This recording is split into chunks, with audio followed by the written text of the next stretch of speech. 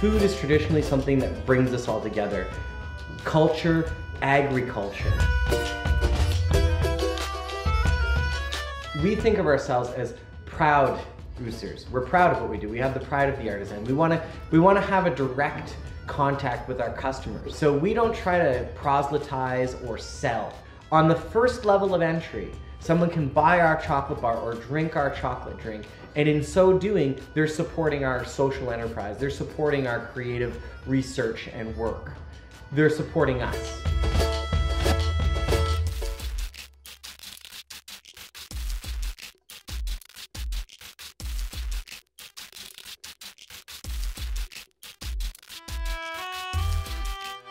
We're going right to the farmers. It takes more work, it takes time to build it, it takes time to grow it. It's organic, right? You know, it's slow food because you don't go from the idea to the packaged product overnight. We've been doing this for 7 years. We're just finally getting to the stage of actually identifying how we can have a chocolate bar that is the quality in every sense, that it's ecological, it's 100% biodegradable packaging, and it's, you know, the whole system has got there. And that didn't happen overnight, and it couldn't have happened overnight. We situate ourselves most strongly in the Mesoamerican tradition, in the food of the gods. We draw on the European aesthetic of the gods, but only insofar as it doesn't take away from the nutritional, medicinal, and ecological properties of the cacao. And we like to think of the cacao and the chocolate we make as a way of punching a hole in our current food system. Then you see the industrialization of cacao. And there, the cacao in a certain sense is denatured. It's turned from the food of the gods into something that can actually make you sick.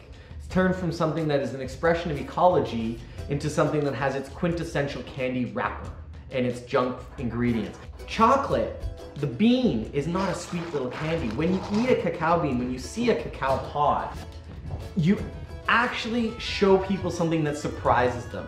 In that perceptual discord, there's a teachable moment. This is the source and origin of chocolate. And in that process, give them an idea of how much it's been adulterated and how much it's been changed. So chocolate, in that sense, is a vehicle. It's a vehicle for our creativity. It's a vehicle for our expression of our dignity and our creativity. And it's also something that gives us joy. Our work is fun. So first and foremost, if something's going to be sustainable, it better well be fun. Because otherwise you're not going to get up every morning and make the kind of sacrifices that are required to get these things off the ground if it's not fun.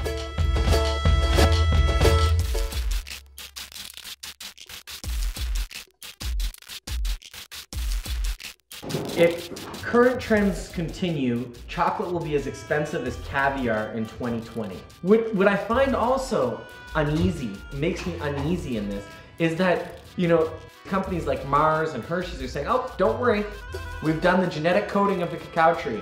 We can now create more resilient forms of cacao that will give us higher yields and that will, you know, be more resistant to these plagues. So don't worry, we've got it under control.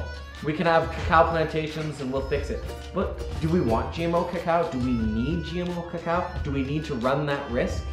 Do we need to do to cacao what we've already done to corn? You know, I don't think so. I know not. And the reason I know that we don't need to is because I see the way that small scale holdings that are polycultures, that are permaculture style cacao orchards, have a high yield. But I think in a certain sense, the work that we've been doing with the chocolate making and with the cacao growers, that we can play a role in being a voice for that. This is symbolic. It's not just the product, it's the whole community and communities that it takes to make this chocolate come here. Nothing, when you do it this way, makes money overnight. You're planting a seed, you're growing a seedling into a sapling, into a tree that will bear fruit. You know, have this little bite of chocolate, have this little drink of chocolate, and as my mentor Gustavo says, be careful, because in so doing, you're becoming part of a radical political project.